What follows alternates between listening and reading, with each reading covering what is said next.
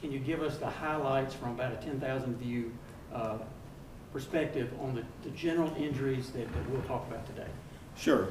So we'll start out and just go from head to toe, basically. So starting out initially, he was noted to have both external and internal injuries to his head. The external injuries were predominantly on the right side, so he had what they call periorbital ecchymosis or contusion, so it's a bruise above the right eye. But that bruising also, swelling continued kind of back the right side of his head as well. Internally, he also had fluid collections on both sides of his head and the frontal area as well. So that's again associated, we see he had blunt force impact to the outside of his head around the right side, and then subsequently he had some internal bleeding and fluids as a result of that. As we move down, now we're getting to basically the base of the skull, so it's called the big hole, so the foramen magnum, so the base of your skull where the spinal cord comes out. He had some bleeding that was noted in that area. Then once we get to the neck, so between C1 and C2, he had an injury where it was kind of a distraction. There was damage as far as he tore, there's a ligament that runs through the back that helps stabilize the back part of the spinal column, and that's called the posterior longitudinal ligament. So he disrupted or tore that. C3, C4, he also had some distraction or what they call splaying. Let me stop there. All right, so you're talking about the spine right now, and you just said C4, C3, and I know we got some medical people here who know what that means, but tell me what that means. We had the spine up a minute ago with the other witness. Tell us how the spine is typically described in medical reports so that they'll know what you're talking about. Sure. So when we're talking about the neck, we're talking about the cervical spine of the cervical vertebra. So there's 7 of those, the first starting at the base of the skull going down to the top of your shoulders. Then you have the thoracic, and then obviously... Is that each one 1, 2, 3, 4 level? Correct. They're numbered 1 through 7. And then you would start in the thoracic, you have 12. So again, starting right here is T1, going down to the bottom of the back will be T12. Then we transition to the lumbar spine, which there's 5 vertebrae to that.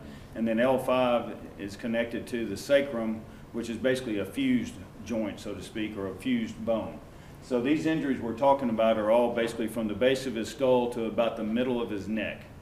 And they include basically that we're taking the vertebral bodies and they're being pulled apart or distracted, moved to where they're not in their normal, usual alignment.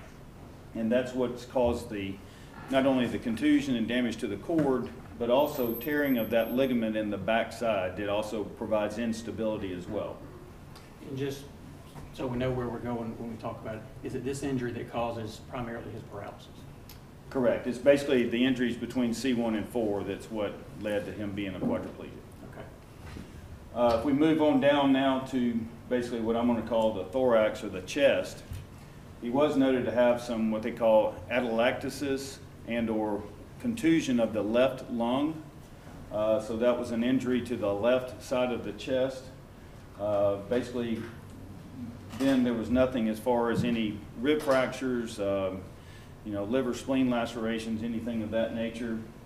So then we would move down to now we get to what's called the lumbar spine area, and he had what's a very specific fracture called a chance fracture, which is, the reason I say it's specific is because just given the words, that tells you what in general that type of fracture looks like, which is typically a horizontal fracture like what he has that goes basically from front to back or back to front through the 3rd vertebra in the lumbar spine. He was also noted to have seatbelt, so these are now external injuries, some seatbelt soft signs around his abdomen down low in the area around his pelvis and or the lower abdomen, basically around where the L3 vertebral body is. And then he did have a buccal fracture basically of a finger, so basically jammed his finger to create that. All right, you mentioned a seatbelt.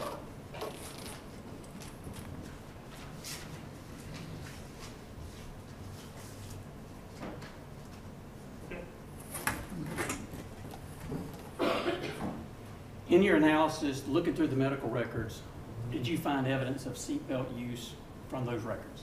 Yes. And we have here a picture. Was that a picture that was in the medical records? It is, yes. And what were at least one comment in the medical record about seatbelt use? Well, basically, there's several different ones in there, but mainly one was talking about what I just said, that abdomen soft seatbelt sign. So they're talking about a soft mark that's basically in his lower abdomen. And did the picture reflect that? It does. It's a little bit blurry, but basically it's in this area that these yellow areas are trying to denote where that band is. Can you see it better if you're looking at this picture close with your glasses on? Yes, you can. So this is the belly button, and so it's just a little bit below the belly button. You can see this kind of bruising that's in a band-like shape that's going basically from side to side.